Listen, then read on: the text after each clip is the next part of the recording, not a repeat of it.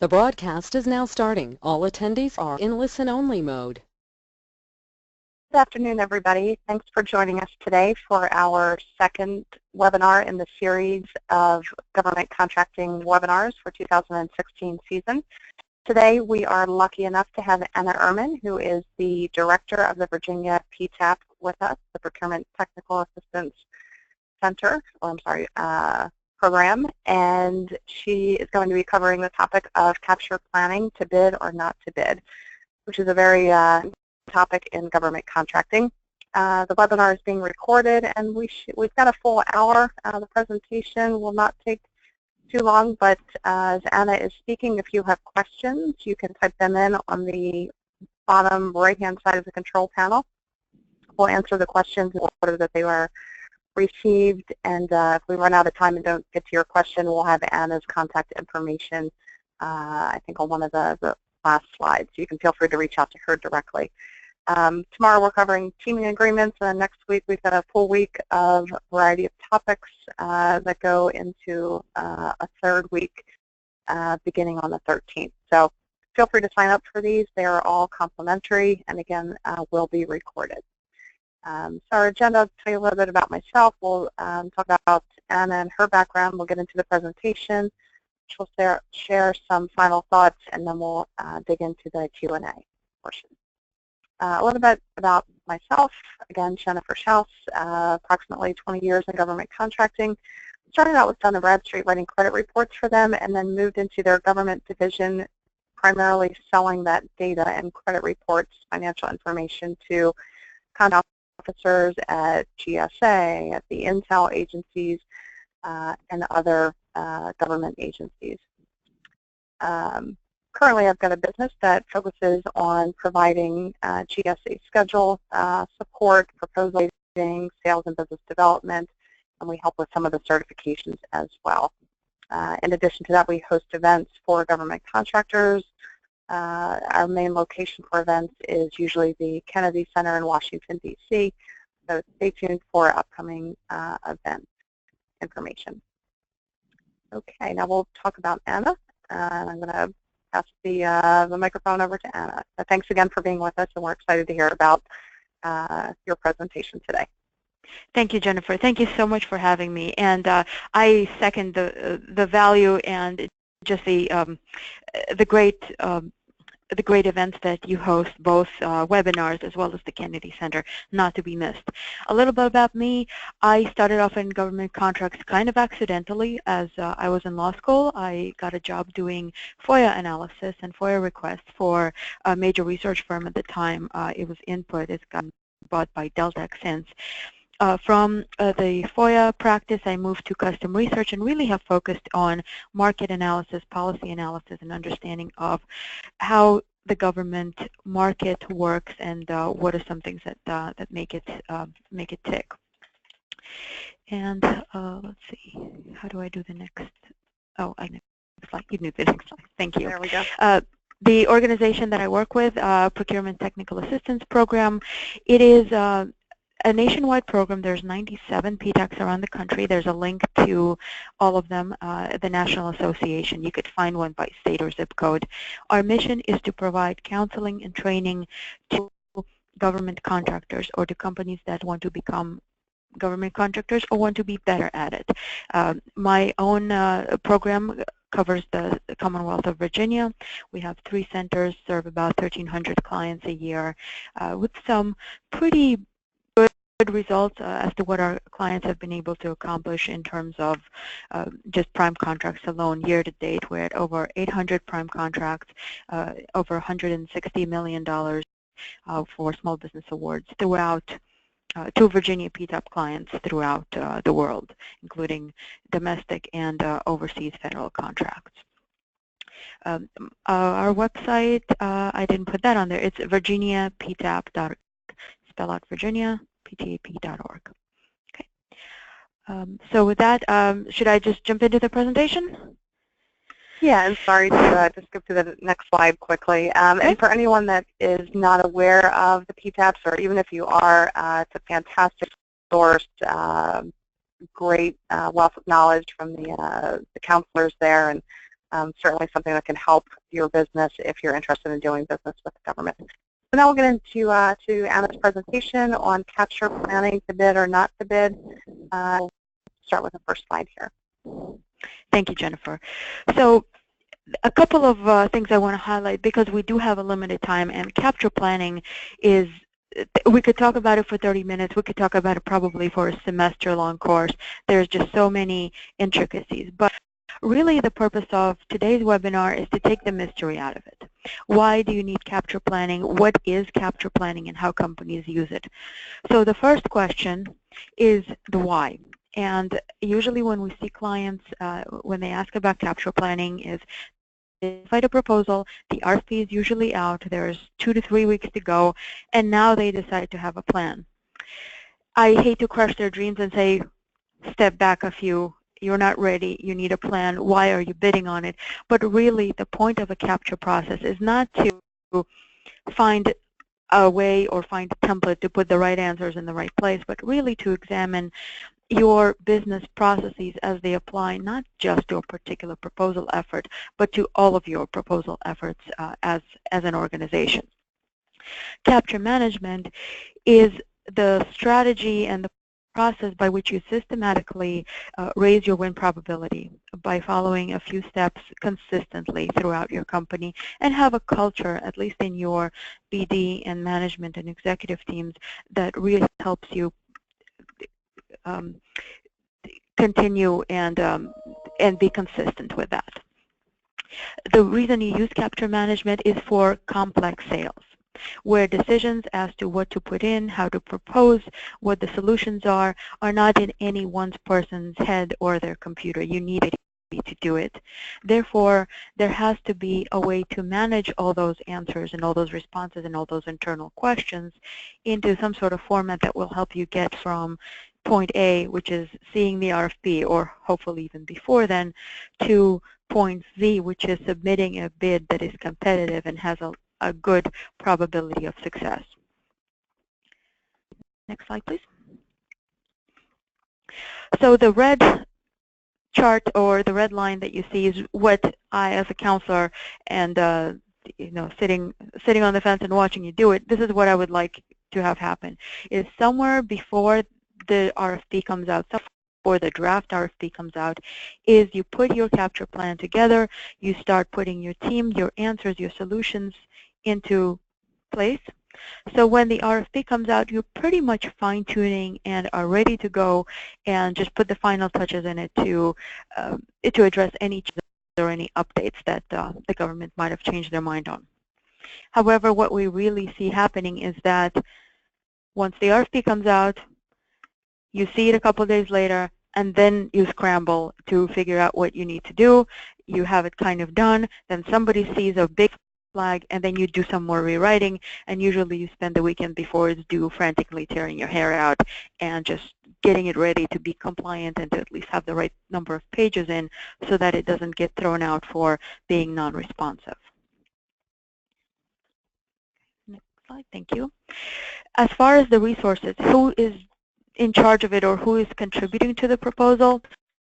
Large businesses have a business development and a capture team, and they have the luxury of choice and of dividing up the responsibilities among several of these roles. We certainly don't need to go through them now, but you get the idea, and you'll have this webinar so you could study it in more detail. However, next slide, please. With small businesses, we don't have that luxury. Usually you have the program manager who is trying to put this together, who is also the proposal manager. Maybe you have one or two more folks.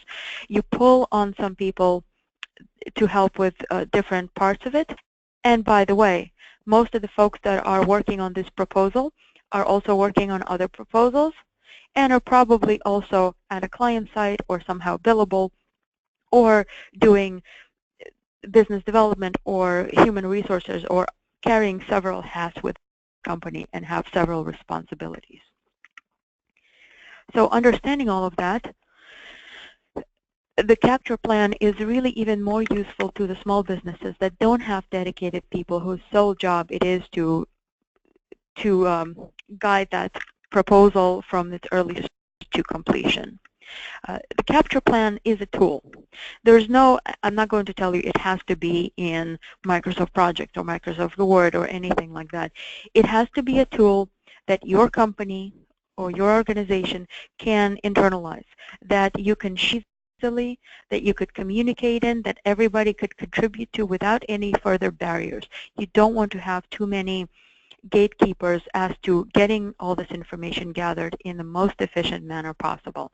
So if you have a shared drive, if you have an intranet, if you're going to dedicate one person to be the email gatherer of things, whatever works for you should be the way to go, just as long as you agreed on it. Major components. First is the internal analysis, and that has several factors to it. Internal analysis is your team. First of all, figure out who within your organization is going to be in charge of putting this proposal together, of doing the analysis of market research, of development, etc. You also are trying to figure out the budget for this capture and removal team, including the time commitment. The hours that you pay, the hours that folks work, need to be considered into the budget as well. How many hours will you spend, whose hours, and how do you account for them? Are you pulling people off projects? What is their commitment? Will that cause gaps or vulnerabilities to your delivery or to the schedules of your other deliverables? How will you mitigate that? Or if you need to bring in outside consultants to assist, that of course has a cost as well. As part of your internal analysis also, you're looking at the timeline and feasibility. Don't forget to step back and ask yourself, can we do this? Because if it's not feasible to do it in the time you have allowed, your choices are an incomplete or a poor proposal that your government, your customer gets to see, or maybe stepping back waiting for another day when you really could put forth something you are truly proud of and are not afraid of having a bad impression. And certainly not least, the other consideration for your internal analysis is the solution. That's both your technical proposal, your win themes, your differentiators, why should your customer pick you, as well as the cost proposal, your pricing analysis. Look at the contract types, look at the best value, evaluation models, your price to win and competitive pricing analysis goes into that. So internally, how will you propose it and what, how much it's going to cost and what will it take you to win. Your external analysis is, once you identified your solution and how you'll pursue it, is take a look at the world around you. It's your market analysis. It's your competitive positioning. Who is the incumbent? What is the history, the satisfaction? How does the client like them? Who else do you think is bidding? What are some other players in that city or with this particular area of expertise? Who has maybe bidden before or been party to protests in prior years? Maybe that they will be bidding against you this time around. SWOT analysis is part of that. And with the SWOT, your strengths, weaknesses, opportunities, and threat analysis is a plan to accentuate your strengths and possibly mitigate any of the weaknesses you might have respective to your competitors. Your customer understanding is also part of the external analysis. What does the customer look like? Their organizational charts, their decision makers, hot buttons, issues, mission priorities. What is their buying process like? What have they done before? And the anticipated role of the winner. Where does this solution, this project, fit within the mission, within the office, within the agency? And what else or who else you expected to be interacting with? And the last part of the external analysis is the opportunity itself. Obviously, read through the RFP and then read through it again. Look at the incumbent contract. Certainly, if you need to submit a FOIA analysis, trust me, it takes about 2 months to get a copy of the contract, so you need to budget time for that. Other considerations about the opportunity is the connection of this particular work to the customer's strategic plan and mission, the key requirements, and the deliverable schedule. can you actually not just win, not just submit a good proposal, but can your company perform? Or what do you need to do in order to be ready and able to perform? Right. The strategy development part is your win theme. It's your plan of execution. It's your communications, public relations, the marketing, all of the communication to the world, to your teaming partners about this particular effort that you're undertaking. Obviously, you want to be careful about talking to the right people and not letting too many of the wrong people or your potential competitors know that you're investing in this particular bid. You're also looking at developing the right technology and tools to perform, managing risks. You're reviewing milestones within the capture plan itself. If you needed to have X done by a certain date, are you still tracking that? Will you have the proposal, the plan ready for your color team reviews, for your pricing by the time you need to have it done? And then you're developing the actual proposal, the actual document draft itself. The execution and monitoring is managing the actual writing of the proposal. This is where the document comes together, internalizing that analysis, both of your team and budget and your solution, incorporating the external analysis, the understanding of the market, your competitive positioning and the opportunity, having the strategy in place, and you writing. You coordinate your team, including bringing in your teaming partners and see if they could help with that proposal. It's making sure that you have your dates and times and deadlines all set up, your color reviews, color teams and gate reviews ready to go when you need them, that you are constantly gathering feedback from those teams and incorporating that to make your proposal better.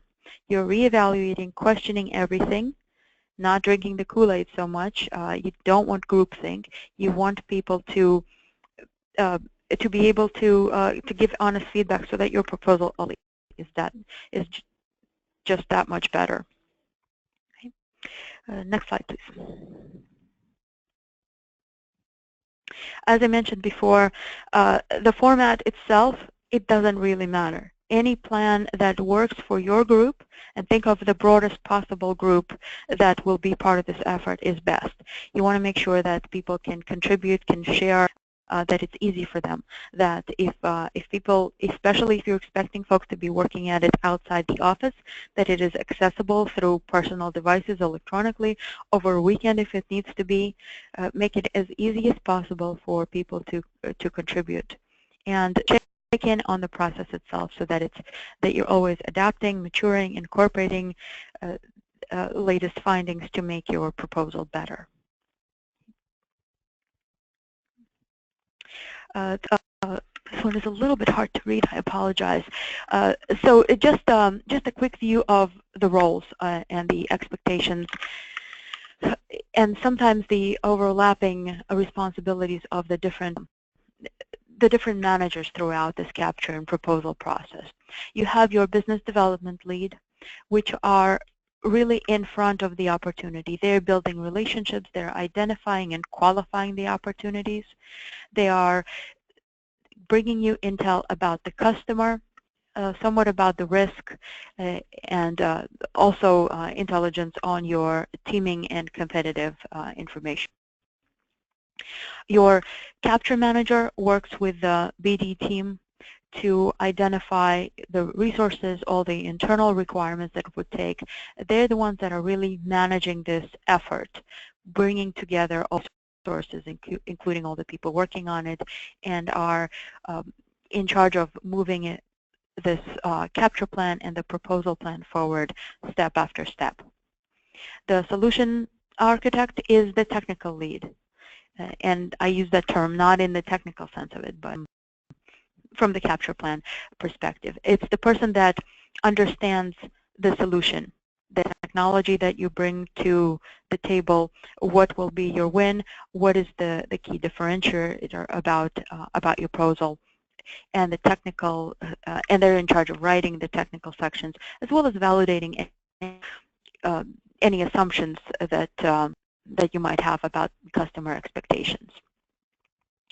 The proposal manager's main role is the document itself.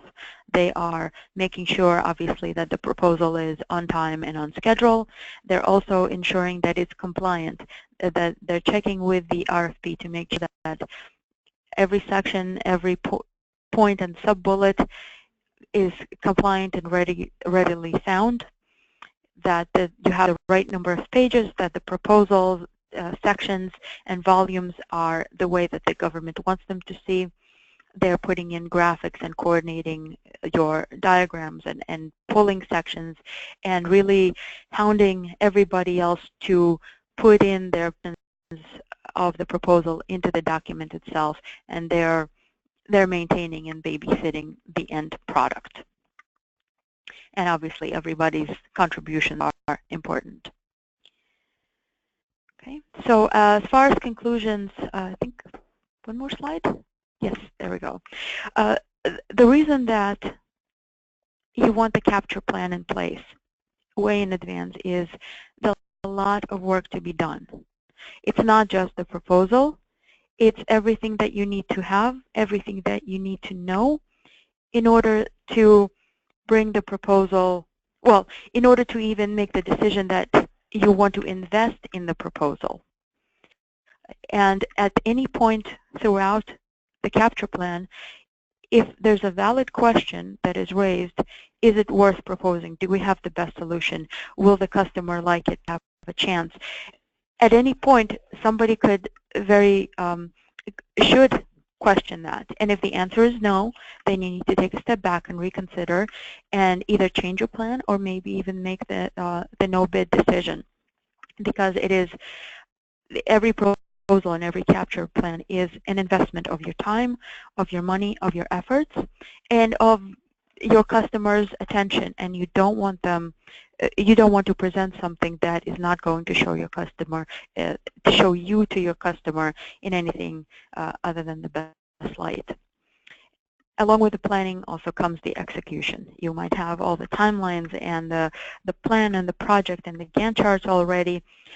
If you're not able to perform the work, or if the proposal is just not coming together, withdrawing is better than providing an inferior product. Ultimately, that's the capture plan is in place to make sure that you have a workable solution with the right cost, with the right budget, and with the customer expectations in place. Right. So I think I left a whole bunch of time for questions. Super. That was fantastic, and I love your slide on the graph of the best practices versus the reality. So that was very very telling and great insight. So thanks, Anna. It looks like we do have a couple questions coming in, so feel free to continue to type your questions, and again, we'll answer those in the order that they were received. So the first one here says, if our company has a joint venture or subcontracting agreement, how will this affect our capture plan?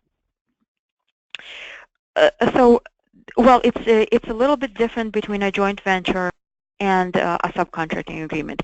A joint venture is its own standalone entity, right? Whether it's populated or unpopulated, it's that entity that's submitting a bid. So you are pulling the resources from both organizations pretty equally. At some point, hopefully early on, you need to figure out who is the person or which of the venturing partners is really the best person or the best entity to manage the effort. This cannot be led by a committee. It needs to be put together by a committee, of course, but somebody needs to own it. And it's, you know, on one hand, it's easy to say, well, they have more resources, or they know the project, or they know the customer, and those are certainly considerations. But also think about who is going to be responsible, who's going to be able to do the best job and lead this effort of equals to its, hopefully, the right kind of conclusion. In a teaming or subcontracting arrangement, slightly, well, it is different. The prime really should be the one that's in charge of the effort. As a subcontractor, you want to be available. Sometimes you'll be asked to write and contribute. Sometimes I recommend that you volunteer to write and contribute. You'll be seen as a valuable partner. I've been part of arrangements where it's a large, tier 1 prime bidding, and they have a whole group of small business teaming partners, subcontractors, who are basically sitting around waiting for the award to be announced, and then they will roll up the sleeves and go to work. Well, a couple of the subcontractors that raised their hand and offered to contribute, or even offered to be on the pink team, the red team review, or assist in a gate or color team kind of capacity. You're not being asked to actually write anything, but your time contribution and your attention and your willingness to step up are really seen by the prime as valuable contributions, and that sets you apart as well. So throughout this capture process, as a sub, you're not just selling to the government at the end, you're selling to your prime through the whole thing. Great point. Another question here, can the PTAP provide capture planning for us? We're not able to do that, so we cannot stand in your shoes. That means I cannot produce documents on your behalf. However, we do have, our counselors are able to review proposals, identify any gaps or any missteps. We could certainly work with you on as you develop a capture plan, but where we're prohibited from acting is being a company's representative, because that's that's a conflict of interest for us, frankly. Okay, great. Is there any industry software or a established matrix that we can use for a capture plan that incorporates pricing and the other components used to make a decision? There are so many tools out there.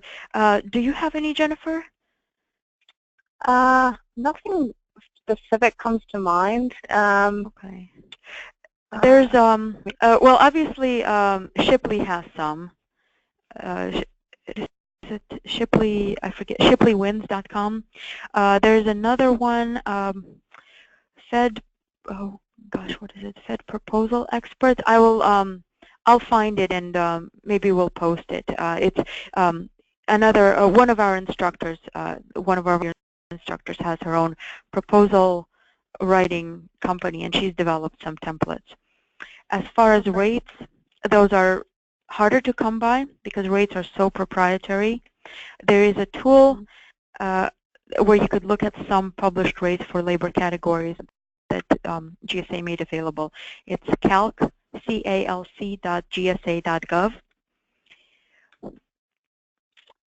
But I recommend on all of those points is it's great to look at what's out there, but with prices especially. I was just helping another client this morning. You can't rely on your competitors to tell you what your rates should be. Figure it out, meet with your professional service providers, identify how much your salaries, your overhead, your fringe is going to cost you, and then use other rates and industry standards as a baseline to see if you're on target or off. And we do have counselors who could help you with that. We also have some classes on rates. Great. Here's another question. Yeah, as we get those websites, we can post those. So the company here, it looks like they are bidding on a multi-year contract, and year one, they did the math, and it shows that they would pretty much be breaking even. But the out years, it looks like they will potentially make some money, potentially kind of underlined there. So as capture planning, is this something that the company should pursue or not, based on the out years of potentially being profitable? So with government contract, you're not going to make a windfall, right? Because the profit margins are just not that spectacular. And what I've seen as a strategy, and sometimes companies will openly speak to it, is that the government contracting enables you to cover your costs, so you could look for those windfall, higher risk, higher return opportunities elsewhere. Because of how you calculate your loaded rates or your wrap rates for government, including all the costs that go into building them, if you're covering the bases, and there's what, 3-5% profit, that's industry standard. Right. If that's enough to fuel other efforts and to keep your company going and to not cost it, it may be a solution. Now that also depends on your business plan for the company overall. What is your 3-year goal? What is your 5-year goal? If you're trying to go through M&A and retire to some fancy island in 2 years, probably not the best strategy. But if your plan is to build the company within the government space, get to know your customer, get to expand your business within a potential customer 2 years, 3 years out from now, a foot in the door where you're not losing money is probably a pretty good investment of your time. Great. Very well said. And one more question here, actually 2. What is the biggest mistake that people make in capture planning?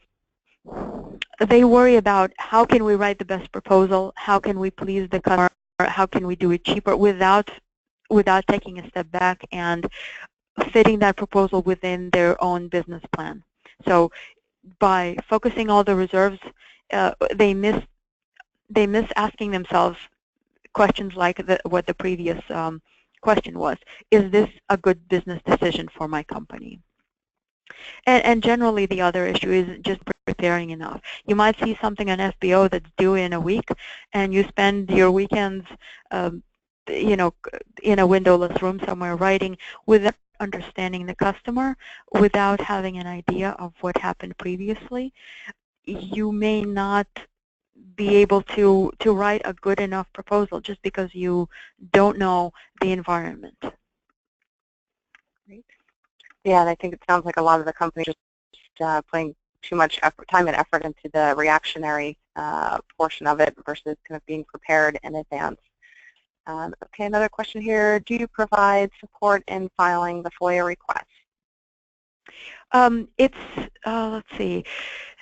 There's not really much to it. I mean, I could give you a template for what it needs to look like. Again, I can't stand in your shoes and submit the request for you, but a FOIA request is really easy. I could tell you now how to do it. You submit first. The first thing I recommend is you talk to the contracting office and you ask for a copy of the contract. Just say, I would like a copy of contract number X. And then if they say, here you go, we have on our desk, it's already been approved by the lawyers, that's easy. If they say you need to submit a FOIA request, ask them where. And sometimes what I do is I will send an email saying, I would like a copy of contract number 12345. If I need to submit a request, please tell me where I should direct it.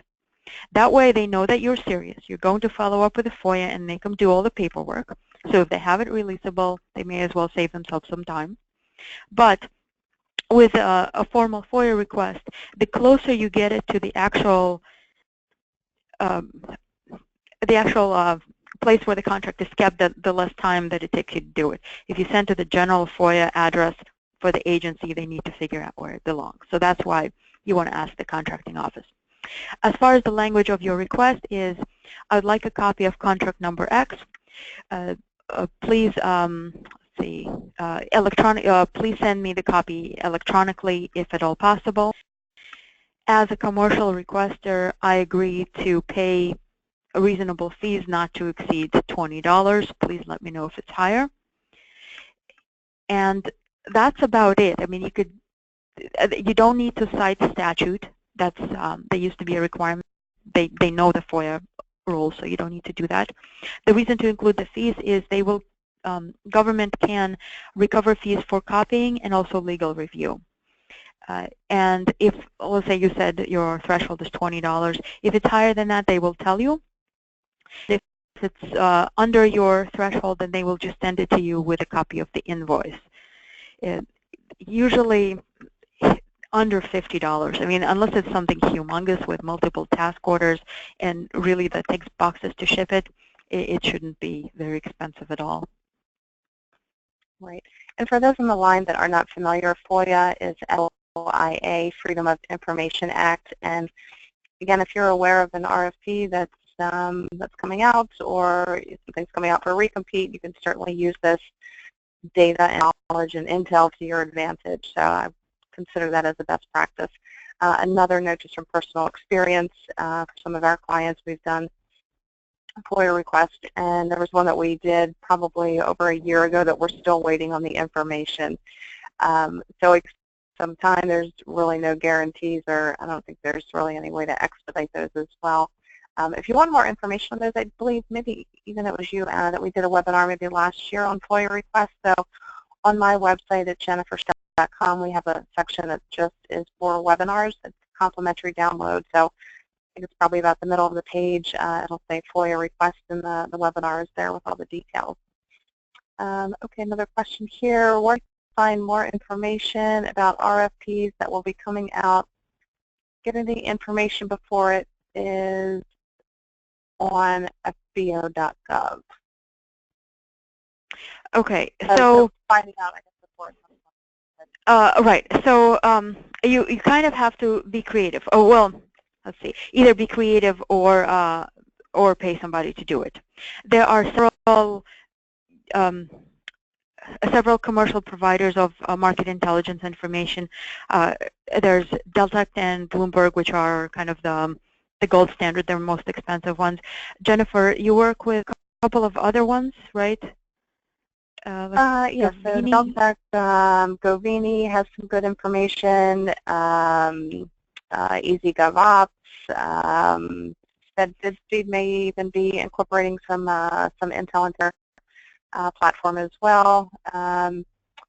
Repario, you can, they've got folks within the company there that will do some data analysis for you and so forth. So the other way to find it on your own is by looking at past awards. So if you go to usaspending.gov and you look at, you search awards for your next quota or using your keywords, and there's a field on the spreadsheet that you get if you do advanced data search and download the results. There's a field for ultimate completion date. That's when all options are exercised. When does it expire? And go back 18 months from that ultimate expiration date is probably when you need to start figuring out what your capture plan and approach to that win should be. Great point. Yeah, and also, maybe you mentioned this in the beginning, I can't remember if this was one of the sites. GSA has a budget forecast link as well to all agencies, not just theirs. So you can look at what's coming out. But back on Anna's note, if you've got 18 months advance notice something is going to be up for bid again, then start that FOIA request, get the intel on what was submitted in the past, and use that to your advantage. And I think that wraps it up for questions. So any last final thoughts that you want to share, Anna? Jennifer, I posted, I think only you could see the link to that other proposal template site. It's fedproposalexperts.com. Okay, great. Thank you. And if anyone else has any more questions, go ahead and type them in now, and otherwise we'll let Anna make her final remarks, and then we'll conclude the webinar. Okay, I think that's last for questions. So thanks everybody for joining us. Thanks again, Anna, for the great content and insight and staying on to answer the great questions. Yes, thank you, Jennifer.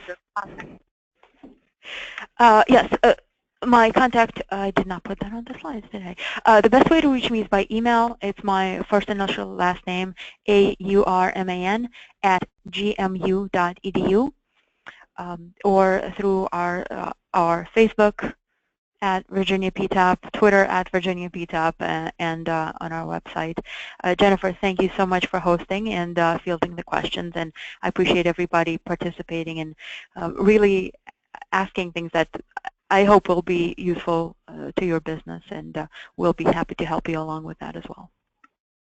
Great. Actually, we do have one more final question. Can we repeat the budget forecast site The GSA one, I think, is gsa.gov/, I want to say, forecast, or maybe there's an OSDBU piece to that. I know FBO has it. I don't know the GSA's link to that, but if you go to fbo.gov, that's the FedBizOps site.